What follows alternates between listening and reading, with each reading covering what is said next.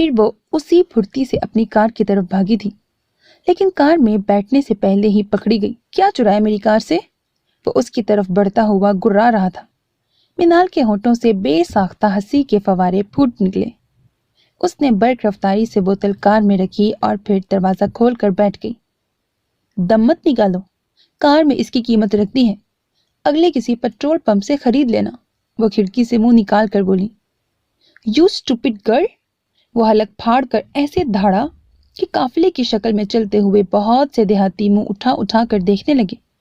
میں تمہیں پیٹرول بیچنے والا لگتا ہوں؟ تمہاری جیسی 100 خرید سکتا ہوں، تمہاری یہ ہمت کہ مجھے پیسے دو۔ منال نے اپنی گاڑی کو سٹارٹ کر دیا اور کھڑکی سے منہ باہر کیا اور ہنستے ہوئے بولی، تم مجھے خریدو گے، میں تم جیسوں کو کھڑے کھڑے بیچ دوں۔ اتنا اکڑتی کیوں ہو؟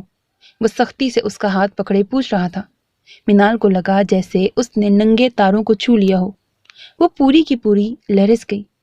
مزاحمت کرتا ہوا یہ نازک سفید ہاتھ موئیز کو احساس دلا رہا تھا کہ وہ پہلی بار کسی کی مضبوط گرفت میں آیا ہے۔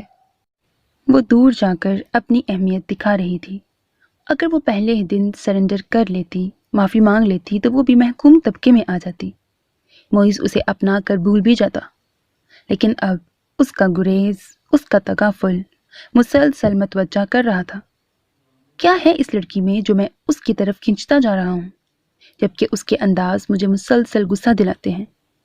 کیوں نہیں میں اسے ایک جھٹکے سے اپنی زندگی سے نکال دیتا، جبکہ وہ میری شخصیت کی مسلسل نفی کر رہی ہے؟ لیکن کیا وہ ایسا کرنا چاہتا ہے؟ نہیں، وہ تو صرف اسے اپنے سامنے سہما ہوا، دبا ہوا، خوف زدہ کھڑا ہوا دیکھنا چاہتا تھا۔